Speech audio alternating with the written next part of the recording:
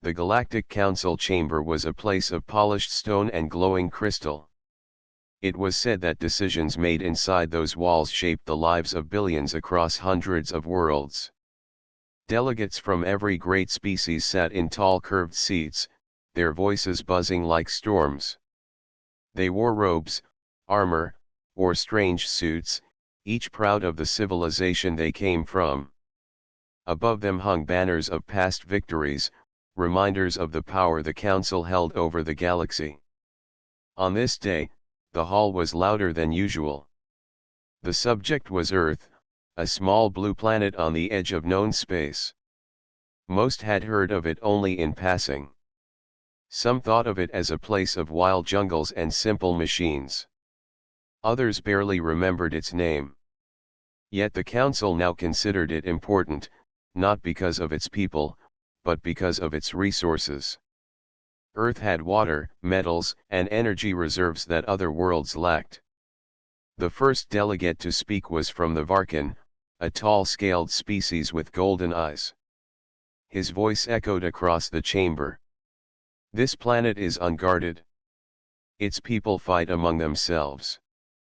They are not united. Their weapons are old. Their ships are clumsy. Earth is nothing more than a nest waiting to be emptied. If we seize it now, our fleets will never want for fuel or food again. Applause filled the chamber. Many agreed before the vote had even begun. Another delegate, from the Shoru, raised her voice. The Shoru were thin and pale, their minds known for calculation. Yes, humans are clever, but cleverness without strength is dust. We have observed them. They quarrel over borders, they waste energy in conflict, they have no single ruler. Conquest will be simple. Their armies cannot face even one of our cruisers. A ripple of laughter followed her words. The Council enjoyed mocking young species.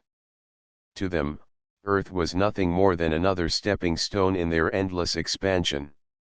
Yet not all were eager. A small figure stood up from the far end of the chamber. He was from the gull, a species known for long memory and cautious thought. His skin shimmered like stone in water. I warn this council, he said slowly. Do not confuse division with weakness. The humans are not like the others we have conquered. Their history is filled with survival against odds. Their wars have forged them into something unusual.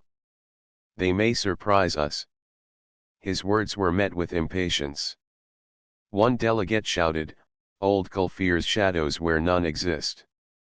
Another added, what can humans do against us? Throw stones at the stars. The chamber filled with laughter again. The warning was ignored. The head speaker, an elder from the vast Noru Empire, struck the floor with his staff, calling for order. We have heard enough. The question is simple. Do we bring Earth under council rule, or do we leave it to waste its own potential? One by one, delegates raised their hands. The golden glow of the voting crystals filled the hall. Hand after hand lifted, voice after voice added to the same side. The choice was clear. The majority shouted in triumph, declaring Earth an easy target. The official words rang out, the council votes in favor of invasion. Earth shall be brought into the fold by force. Only a handful voted against. Their voices were small, lost under the wave of approval. The Kull representative lowered his eyes, his warning ignored. He whispered to himself, you will regret this. Humans are not what you think. The rest of the council celebrated as if victory had already been won. Admirals of the fleet smiled, imagining the glory of a quick conquest. Traders thought of riches, dreaming of metals and rare elements. Politicians boasted that this was the easiest vote they had made in years. Far away from the chamber, news of the decision spread across star systems. The fleets were ordered to prepare. Young officers were chosen to lead, as if the war was a mere exercise. Experienced commanders were left behind, for they were not needed, or so the council believed. Ships began to gather at hidden docks. Engines hummed, weapons glowed, and banners of the council were painted on their hulls. The fleet would cross the stars and descend on the small blue world. To the council, it was already finished. Earth would kneel, and the galaxy would move on. But history would not follow their script. While the council cheered in their chamber, humanity looked to the sky with eyes that had seen centuries of struggle. The vote had been made, but the story was only beginning. The council's decision spread like fire across the core worlds. Factories lit their furnaces, shipyards roared with activity, and banners of conquest were unfurled. For centuries, the Galactic Council had ruled by force, and each new invasion followed a pattern that had never failed. The powerful fleet would arrive, the local defenders would scatter, and the conquered world would be reshaped into another loyal servant of the Council. None doubted that Earth would meet the same fate. At the grand docks of Varkan space, enormous ships rose from their berths. Carriers shaped like mountains carried ranks of soldiers and armored machines. Cruisers armed with plasma cannons hovered in perfect formation. Smaller scouts darted between them like sparks in a storm. Every detail of the fleet was designed to intimidate. The officers chosen to lead were young and proud. Many had never fought a real war. To them, this mission was a gift from the Council, a chance to earn medals without risk. They laughed during their gatherings, speaking of Earth as if it were already theirs. One officer boasted that he would plant the Council's flag on the tallest human mountain. Another swore he would bring back the largest ocean creature as a trophy. Their confidence blinded them. Admiral Korvac, a broad-shouldered Varkan with golden eyes, stood at the center of the command deck. He was not the most experienced, but he was known for his pride. The Council had trusted him with this mission because no one believed it could fail. As he looked over the fleet, he smiled. The humans will not even fire a shot before surrendering, he told his crew. We will return as heroes. Across the fleet, preparations continued.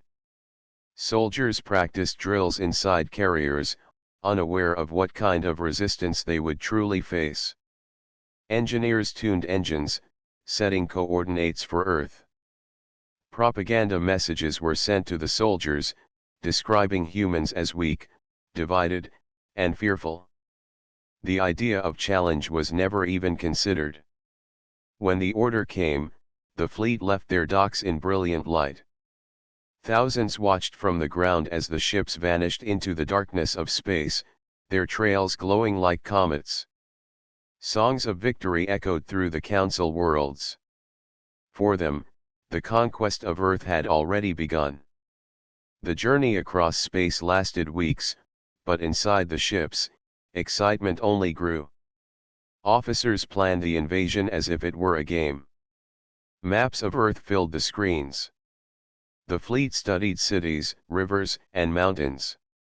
Each commander claimed which part of the planet would fall under his control. The North Continent is mine, one said. The southern cities will be mine, boasted another. Their voices were filled with greed and arrogance. Some lower officers, however, felt unease.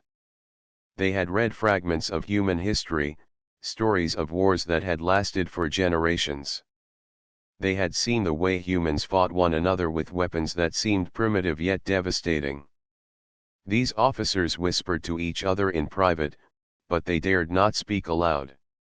To question the Council's wisdom was dangerous. Finally, the day came. The fleet neared the solar system. One by one, the ships emerged from faster-than-light travel. The sun glowed before them, its light painting the dark hulls of the fleet. Planets rolled by like marbles in a cosmic game.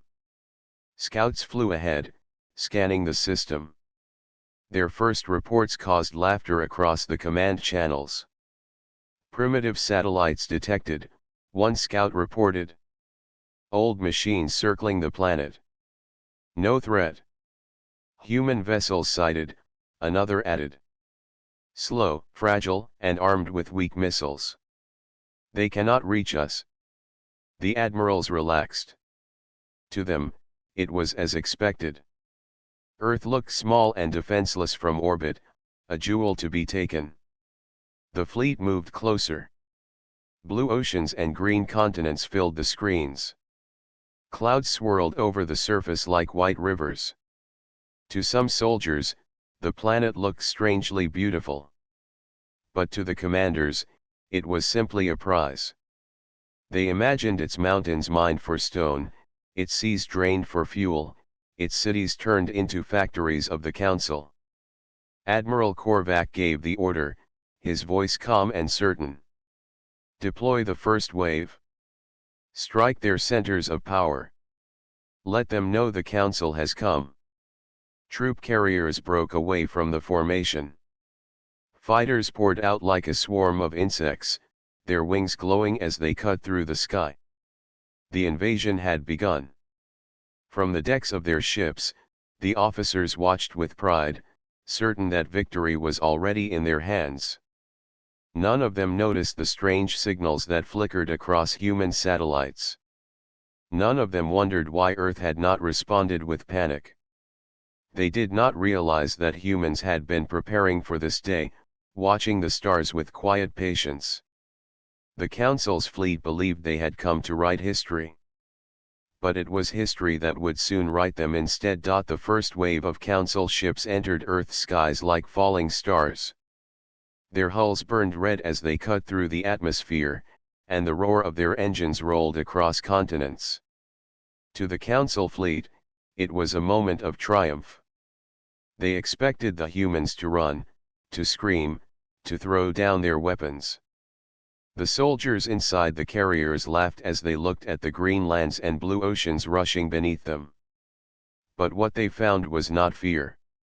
On Earth, leaders had already gathered in hidden command centers. The first sight of alien ships had not brought surprise. Humanity had prepared for this day. For decades, scientists and generals had whispered about signals from the stars. Strange patterns of light had been detected. Old crashes of unknown craft had been studied in silence. When the Council made its choice to invade, Earth was not blind. Satellites had seen their movement long before the first ship entered the atmosphere. In underground bunkers, human commanders spoke in steady voices. Screens showed maps of the sky. Every orbiting ship was marked, every carrier was tracked. Orders moved quickly, spreading across nations. Phase 1, Activate Defense Network, one general commanded. High above the planet, satellites came alive. What the Council scouts had called old machines now unfolded secret panels and revealed weapons. Hidden launchers turned toward the invaders. Signal towers began to jam enemy communications. For years, engineers had built these defenses in silence, hiding them from the world and even from their own people. Now the secret was revealed. The first alien fighters dove toward a major city, expecting to fire without resistance. Before they could strike, missiles shot upward from the ground, guided with precision. 2 fighters exploded in the clouds, their wreckage falling into the sea. The rest tried to dodge, but human radar tracked every move. Within minutes, the skies above the city were filled with fire. The Council fleet was shocked. Their commanders had been told humans had weak missiles and slow planes. Yet these weak weapons were cutting through their formations. What surprised them even more was the coordination. Human pilots rose in sleek machines, smaller than alien craft but fast and clever. They did not fight with fear. They fought with the skill of people who had trained for this exact moment.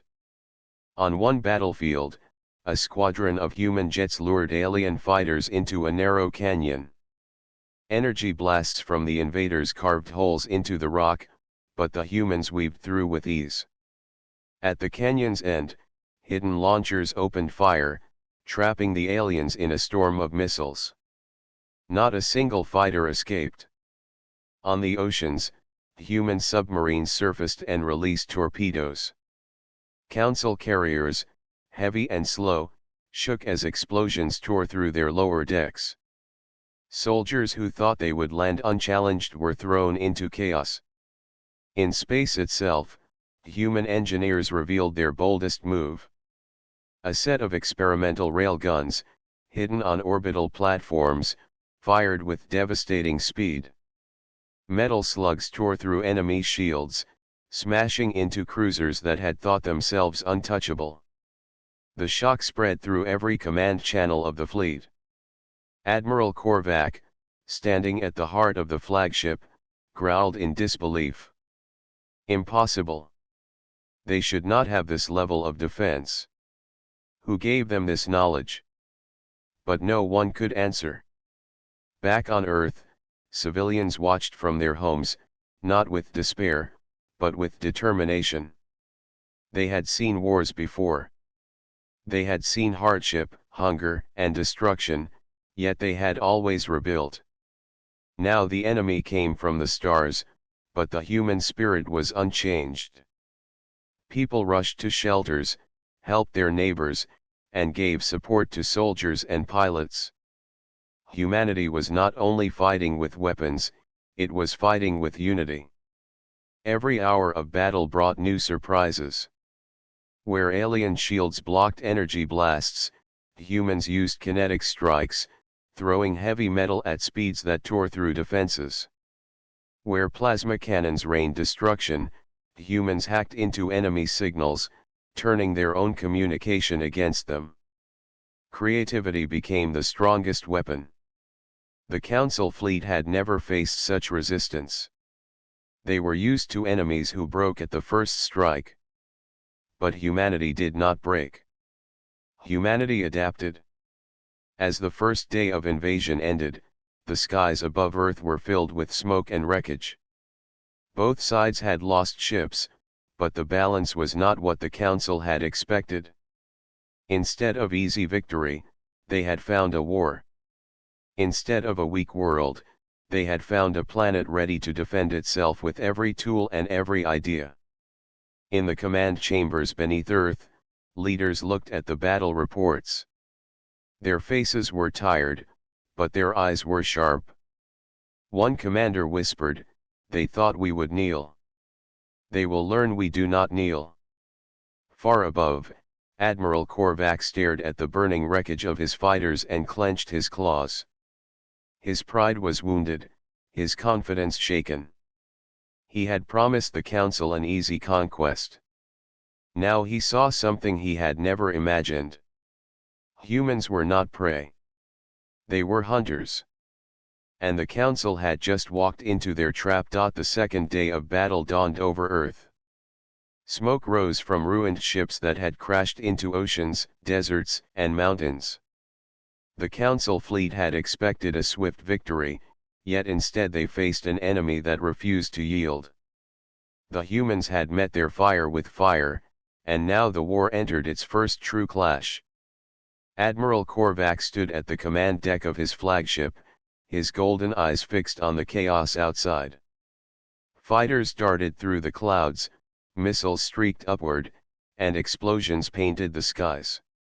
His officers scrambled to keep order, but every plan collapsed against human unpredictability.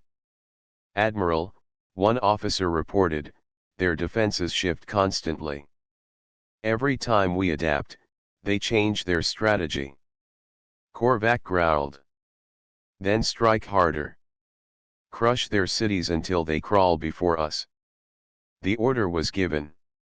Alien carriers opened their bays, sending waves of armored machines down through the clouds. Walkers with glowing cannons landed near human towns. Soldiers in black armor marched forward, their weapons humming with deadly light. The Council had conquered dozens of worlds with these same machines. But Earth was different. As alien walkers advanced, human tanks rolled from hidden bunkers. Painted in camouflage, they fired shells that cracked against shields. At first, the walkers pushed forward, confident their energy barriers could withstand anything. Then came the surprise. Hidden human artillery launched heavy rounds from miles away, striking with force the aliens had never tested. The shields flickered, then broke. Walkers fell in pieces, their metal frames crashing to the ground. In one city, Council troops landed near a power station, expecting civilians to flee. Instead, human special forces emerged from tunnels beneath the ground. Armed with rifles and explosives, they struck from the shadows.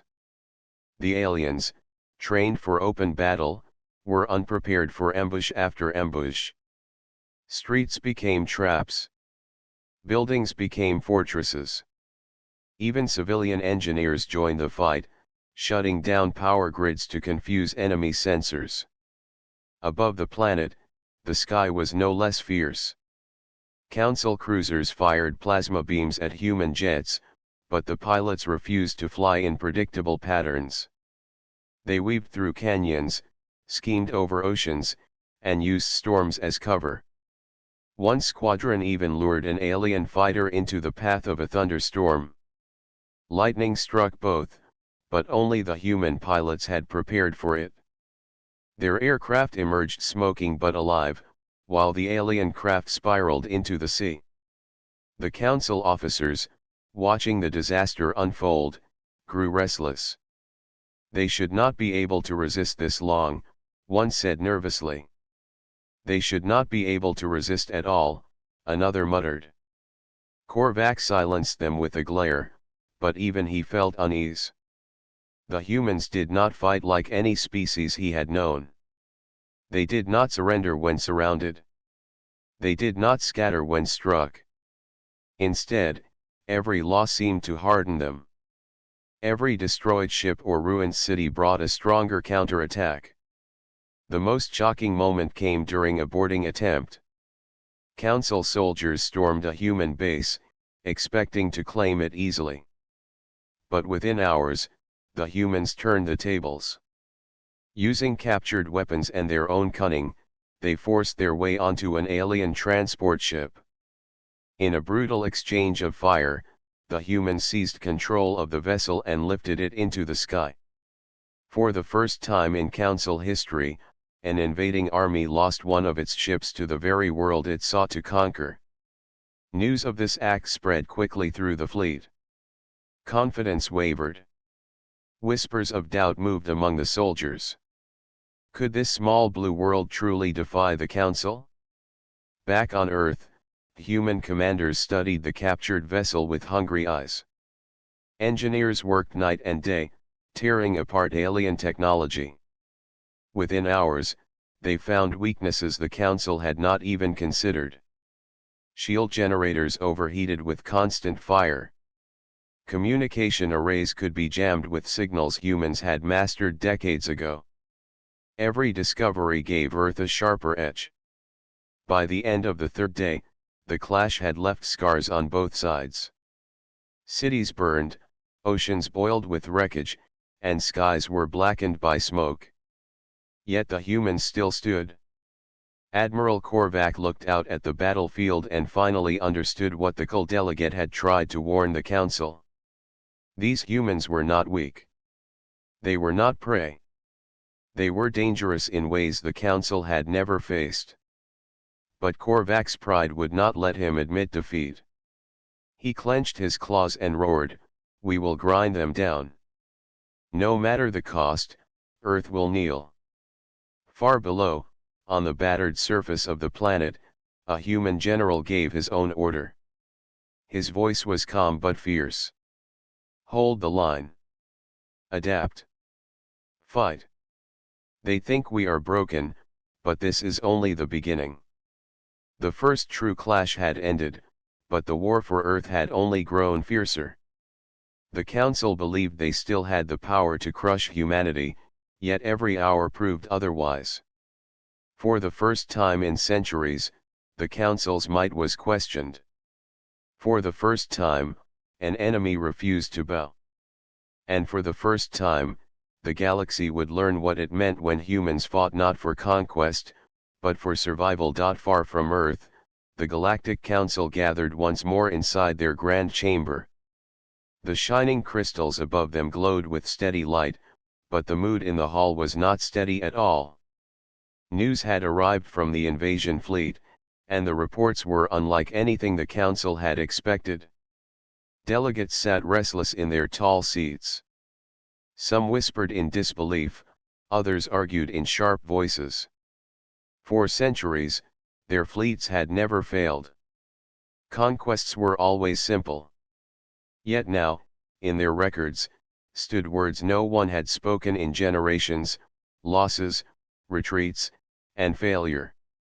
The head speaker struck the staff against the floor, demanding silence. We will hear the reports directly. Summon the messengers. Holographic images filled the air. Broken ships floated above blue oceans. Flames rose from ruined carriers. Human jets darted through clouds like arrows. The council delegates leaned forward, their faces pale with shock. A Shora representative spoke first, her thin voice trembling. This cannot be correct. Humans should not have this strength. They were described as divided and primitive. Who has lied to us? Another delegate, a broad figure from the Noru Empire, shouted, "It is not lies. It is miscalculation.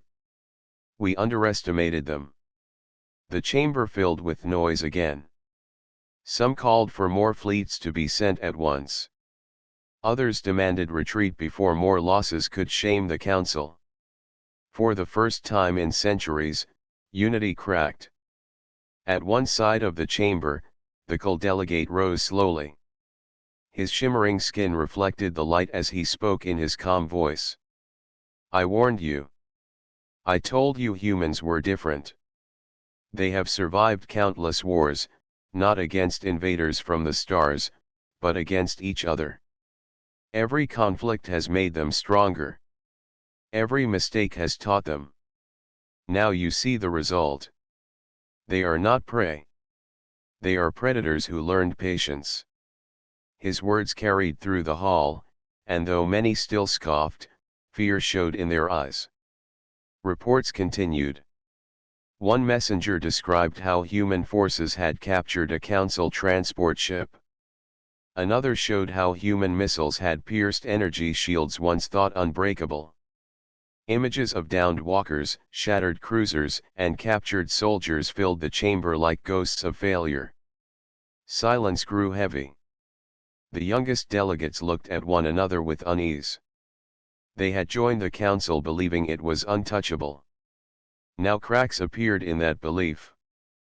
The thought of humans spreading beyond their world, armed with captured technology, unsettled them. Finally, the head speaker asked, "What of Admiral Korvac? Does he still command the fleet?" The answer came cold. He commands, but his fleet bleeds.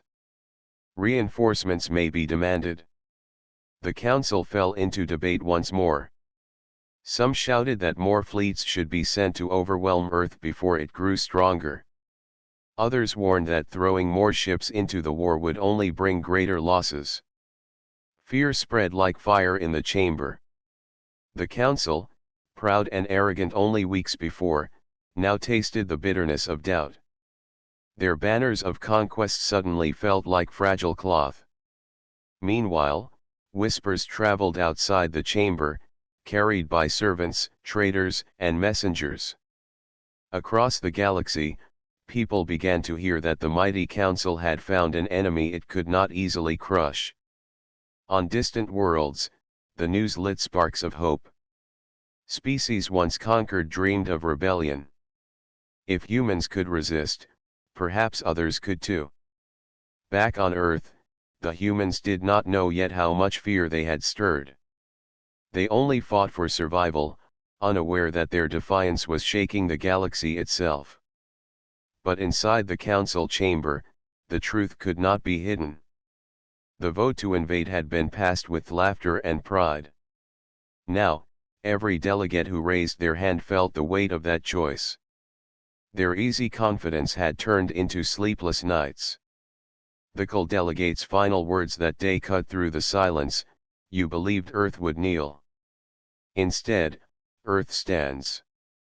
And with each passing day, it rises higher." The council ended the meeting in chaos. No clear path was chosen. Some still believed Earth could be conquered with enough force. Others began to whisper that peace might be wiser. But none could deny it. Fear had entered their hearts. For the first time in countless generations, the council faced an enemy that destroyed not only their ships, but their complacency.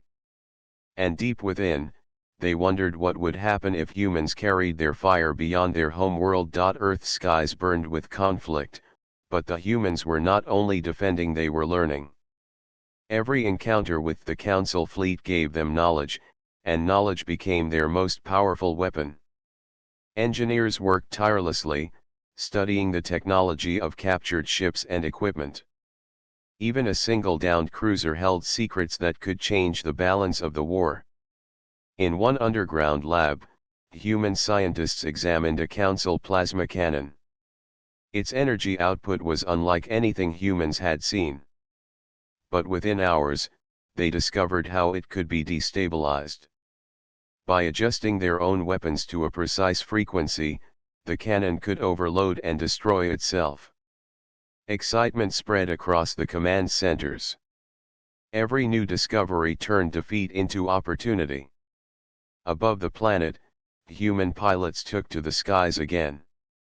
They were no longer just defending. Now they carried modified weapons, inspired by alien technology but built with human ingenuity. Small squadrons moved like shadows, striking at supply ships and command carriers. Each victory gave them confidence, and each victory was carefully studied to improve the next. The Council fleet had expected humans to be predictable, to fight with limited strategy. Instead, the humans adapted faster than any Council officer could follow. Where one tactic failed, another immediately took its place. Shielded ships were bypassed by kinetic projectiles. Communication lines were hacked, turning the enemy's coordination into chaos. Every step the Council took was met with a human response stronger than before. Admiral Korvac watched from his flagship. His pride had been shattered, and his confidence was gone. "How can they learn so fast?" he demanded of his officers. "Every day they grow stronger. Every day our losses increase." An officer replied, voice tight with fear. "They use what we leave behind. Every mistake we make becomes their advantage. They are turning our strength into their weapon." Korvac's golden eyes narrowed.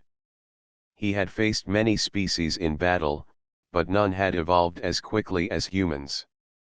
Their resilience and creativity was unmatched. For the first time, he feared defeat. On the ground, humans were uniting as never before. Cities that had been destroyed were rebuilt in secret, shelters converted into workshops, streets transformed into defensive networks. Engineers and soldiers worked side by side, making the impossible happen. A simple river became a trap for enemy walkers. Old railways were repurposed to launch massive projectiles. Every resource was used wisely, every plan thought through. Even civilians played a role. Farmers guided mobile batteries to remote areas. Teachers and students helped decode Council signals. Every human contributed, and every effort made the resistance stronger. For the first time, the Council realized that they were not fighting soldiers alone, they were facing an entire species acting as one. The first real counterattack began when humans launched small squadrons into space. These ships, though smaller than the Council cruisers, were fast, maneuverable, and armed with destabilized plasma weapons. In a daring strike, they disabled the engines of a supply ship, sending it spinning into the atmosphere. Other teams captured Council drones, learning their flight patterns and weapon systems in real time. Reports reached the Council chamber across the galaxy. The news was grim: ships were being captured, soldiers were being repelled, and human fleets had grown from defense into offense. Delegates whispered in fear. Some tried to call for more fleets, but others argued that sending more troops would only feed the humans' growing skill. The once certain conquest had become a strategic nightmare. Back on Earth, human commanders looked at the reports and smiled. "They believe they are still in control," one said. "They have not seen what we are capable of yet." Every captured cruiser, every new tactic, every victory above the skies or in cities brought Earth closer to the upper hand.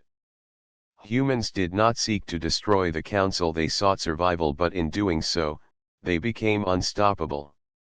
What had begun as a fight for life had grown into a war that could reshape the galaxy. By the end of the week, the balance had shifted. The Council fleet, once confident and proud, now suffered constant attacks. Earth had stopped being a target and had become a battlefield of innovation. The humans had learned faster, adapted quicker, and struck with precision. Admiral Korvac clenched his fists, realizing that the planet he had hoped to conquer was no longer weak. Humans had turned every loss into strength, every failure into knowledge. They had not only defended their home, they had become masters of the battlefield. Far above, human pilots flew in formation, their faces calm but determined. On the ground, civilians rebuilt and prepared for the next wave. The war for Earth had changed from defense into a fight for dominance, and humanity had found its edge. The Council had underestimated them, ignored warnings, and laughed at their strength. Now, the galaxy would see what happens when humans decide to fight, learn, and rise against impossible odds. Earth was no longer prey. It was becoming a power that could not be ignored. The Council's chamber was quiet, but the silence carried a weight heavier than any battle. Delegates stared at each other, their pride shaken and their confidence broken. Reports from the fleet had grown worse with every hour. Ships that had once been symbols of invincibility were now burned or captured. Soldiers sent to conquer Earth returned defeated. The vote that had once filled the chamber with laughter now felt like a curse. The head speaker rose, his voice trembling. "We underestimated them. We assumed weakness. We assumed fear. We assumed obedience. And we were wrong." The Kul delegate, who had warned the Council from the start, nodded slowly. "They have shown patience, creativity, and courage. Humanity is not just defending. They are shaping their own destiny and challenging the galaxy itself." The Council's complacency has been shattered. Outside, in Earth's orbit, human fleets hovered in controlled formation. Their ships were smaller and fewer in number than the Council's, but every vessel was precise and deadly. Pilots had learned from every engagement, adapting strategies that no Council commander could predict. They did not seek war beyond defense. They sought respect and survival. On the ground, Earth cities were being repaired. Engineers, scientists, and civilians worked together. Every street, every building, every device was being fortified. Humanity had learned that survival required more than weapons, it required unity, strategy, and intelligence. Admiral Korvac stared at the transmission from Earth. For the first time, he saw the humans not as prey, not as weaker beings, but as equals. "They are formidable," he muttered to his officers. Even pride could not hide the truth. His fleet had lost more than he had imagined possible. He had been sent to conquer, but now he feared that victory was slipping away. The council was forced to call an emergency meeting. Delegates argued, shouted, and debated, but no solution satisfied everyone. Some suggested retreat, admitting that Earth could not be easily taken. Others demanded reinforcements, hoping to crush humans before they grew stronger. Yet even as plans were made, news arrived of another human victory. A captured cruiser had been turned against the fleet, disabling multiple carriers at once. The chamber grew silent. For the first time, delegates realized that Earth was not a simple conquest. It was a symbol of resilience, ingenuity, and unity. The vote that had seemed so easy now hung heavy with shame. Meanwhile, humans continued their preparations calmly. They had no need to celebrate. They knew that strength came not from arrogance, but from careful planning and adaptation. Earth had survived the first wave of invasion, and in doing so, humanity had proven that it could face any challenge. A human general addressed his command teams, calm but firm. The council believed we were weak. They believed they could take us with a single strike. They were wrong. We will not conquer them, but we will teach them respect. Every move we make must be careful. Every strategy must be precise. They will learn that Earth cannot be defeated. Above the planet, human fleets moved with precision. Satellites monitored the Council fleet's every action. Pilots executed maneuvers that had been perfected in simulation.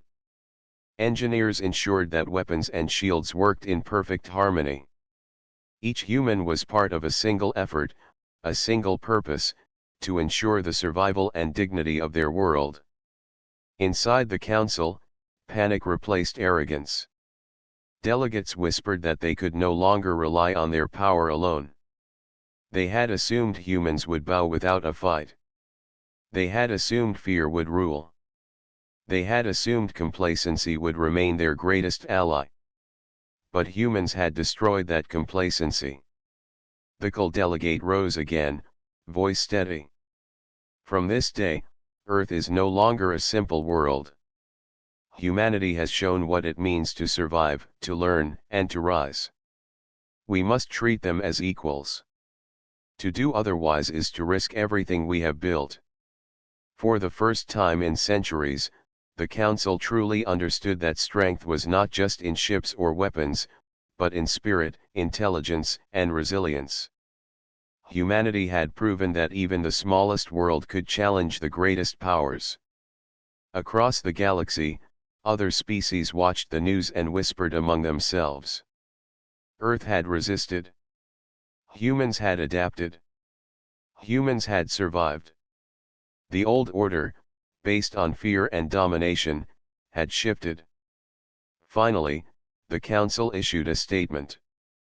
They would not conquer Earth. They would not enslave its people. Instead, they offered terms of respect and acknowledgement. Humans were granted a seat at the table, not as subjects, but as equals. For the first time, the Council had learned that arrogance and complacency could be deadly. On Earth, humans read the message with quiet determination. They had not sought victory for glory. They had fought to protect their world and their way of life. Yet in doing so, they had changed the galaxy. Their courage and ingenuity had reshaped the Council itself. And as the sun set across the oceans and mountains of Earth, people looked to the sky with calm pride. They had faced impossible odds, and they had risen. The galaxy had learned that humanity was not to be underestimated. Humanity was not weak. Humanity was powerful in ways that no one could ignore. From that day forward, Earth held a place of respect. The Council's complacency had been destroyed, and a new order had begun, a galaxy that would remember the lesson of humanity, Strength lies not only in power, but in courage, unity, and the will to rise.